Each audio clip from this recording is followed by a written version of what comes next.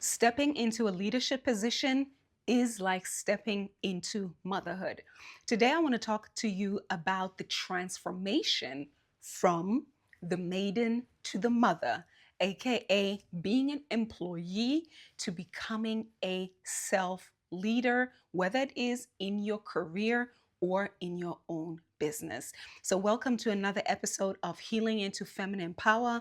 My name is Joanna Fatonji. I'm a certified life mastery consultant, and in my work, I combine social psychology, skill development, neuroscience, and wealth consciousness. So, let's dive right in. So, when we speak about leadership, it is about leading.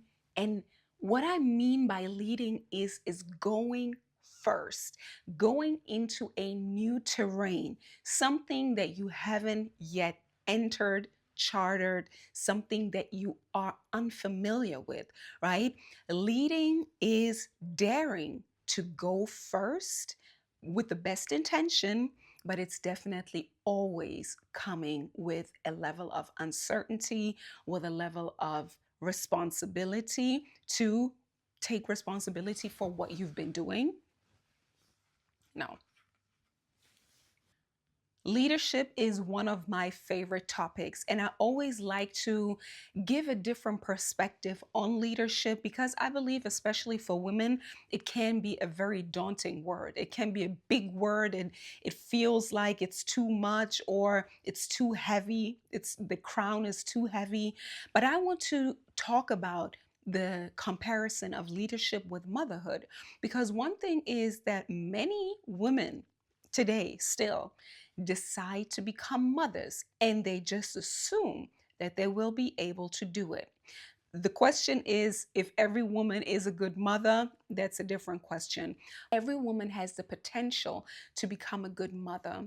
And I want to compare the similarities of motherhood and leadership because the first thing is that if you are a mother, if you become a mother, you are conscious of that you are no longer only living for yourself. You are sacrificing your old self, your old identity of being a single woman or a married woman, but definitely a woman who is only mainly responsible for herself. Maybe then for the partner or the extended family, but mainly as a woman, before you become a mother, you are responsible for you, for your health, for your life, for your job, for everything, right? That is your only responsibility. And let's be real, that's already a responsibility. We have to grow into that too. But you are responsible for yourself. What happens when you decide to become a mother is that you decide to sacrifice that old identity and to step into a new identity. In in psychology or in archetypal work, it's called from the maiden, the young woman, yeah, the young woman who doesn't have much responsibility, to the mother, which is mainly identified with literally giving birth to a human child, right? So you sacrifice your old self, you literally let her die. Right? You let that old version of you die in some way because once you become a mother, there's no going back. That's just the truth of it. Again, if everybody thinks that way, I don't know, but that is what comes with birthing a child, sacrificing yourself, and now no longer just living for yourself. For many women, motherhood is purpose, right? It becomes a purpose, it becomes something to live for, something that deeply fulfills you because now you see it as a privilege, you get to nurture another human, get to instill all your love and your values and everything you have accumulated up until now in this life, you get to pass it on to that child. That would be the best perspective on motherhood, right? To really come from a conscious place of, I get to give everything that I've learned so far in this life back to my child. What also happens in leadership is something similar. You, up until now, you've only been responsible for yourself, for your own self, again, for your health, for your life, for your relationships, for your job. And now stepping into leadership, whether it is in a career or in a in a business, when you are self-employed and you become your own boss, your own leader, it is about also dying to that old self and now stepping into a position where you are no longer only responsible for yourself, where your every word, where your steps, where your actions, where your decisions are being observed and judged and emulated. Because if you are in a leadership position, it's just like being a mother. The child will just assume that you are the almighty know-it-all. Mother probably knows better. This is how many people think about leaders. She probably knows what she's doing. So I am going to follow her. I'm going to follow what she is saying, what she's doing, where she is going, how is she deciding on different areas of her life. So motherhood and leadership entails the sacrifice of the old self and also stepping into a new identity where it's no longer only about you, but you are in a role of responsibility where you are now constantly being observed, constantly being judged, and sometimes good, sometimes bad, emulated, where people are going to follow what you do. It comes with a new level of awareness, a new level of responsibility, and definitely a new level of purpose. You want to nurture them. You want to give what you've learned up until now in this life. You want to give it back to people and help them to grow into the best version of themselves. The second thing about leadership or motherhood is about devotion, dedication, devotion, commitment to the continuous nurturing of that baby, of that seed, of that business, or of your people, right? Leading people, you want to nurture them, give them what it is that they need in order to grow into the best version of themselves.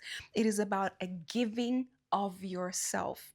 It is about consistency because with a baby, you have no days off.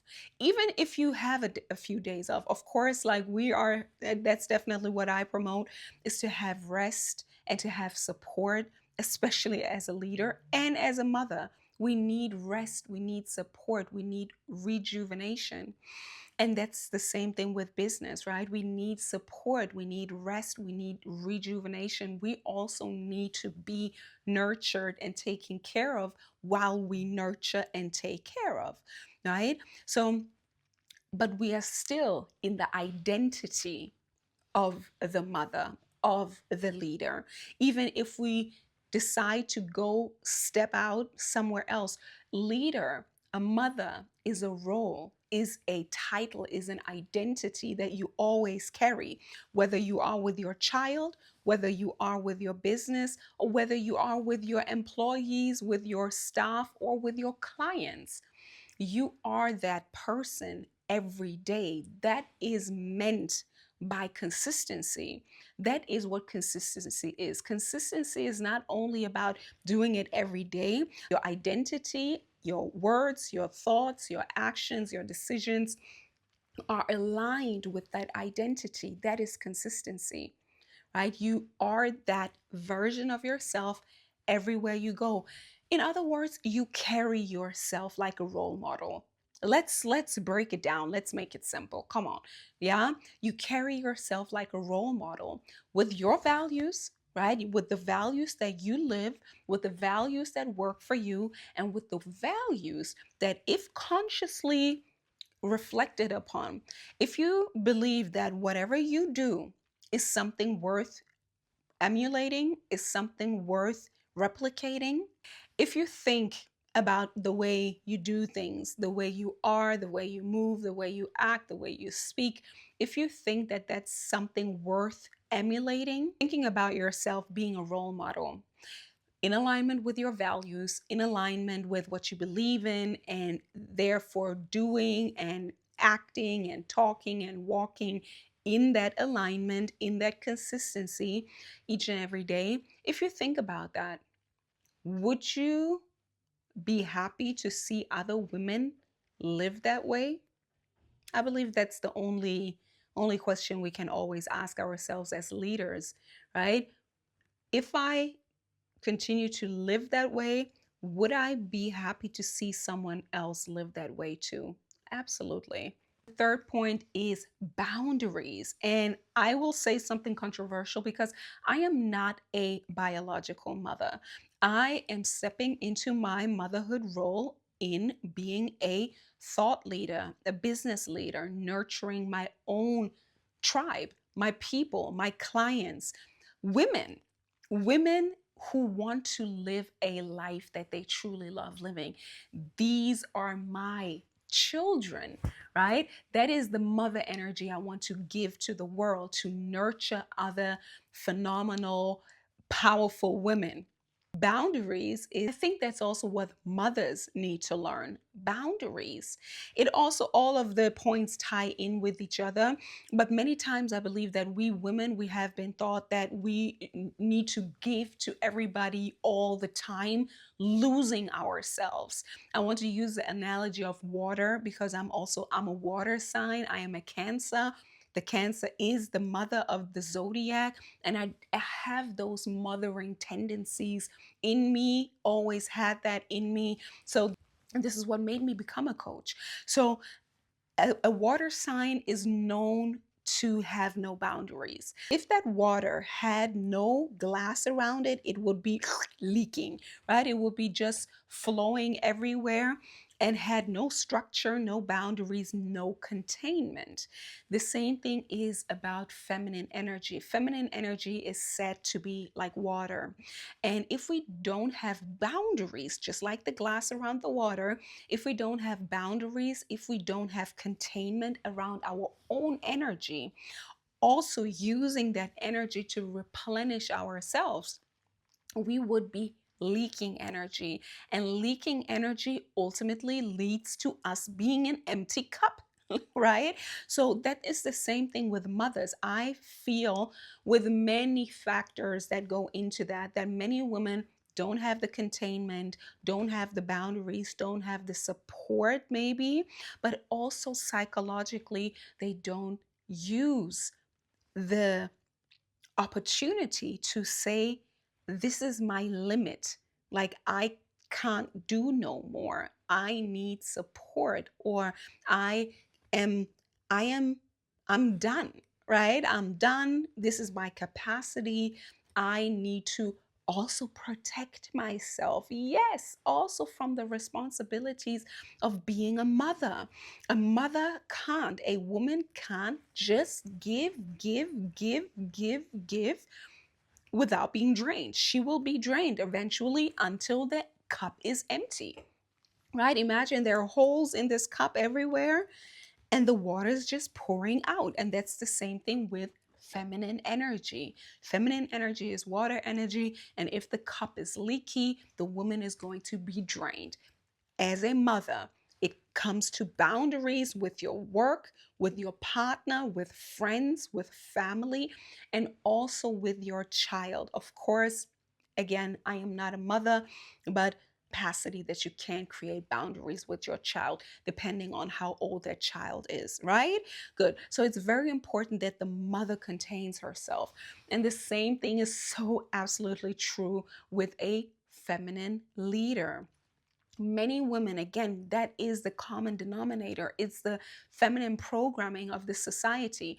The good girl has learned to constantly give, overperform, overdo, overshare from a level of not feeling confident in herself, not being self assured, and just resting in her confidence and competence, right? Women are trained to constantly prove that they're worthy to exist.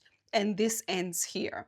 So, as a feminine leader, it is about creating boundaries, it's about creating containment, it's about creating different pockets of energy for you and your energy, for your time, for your intellectual property, for access to you. Again, I love that analogy so much.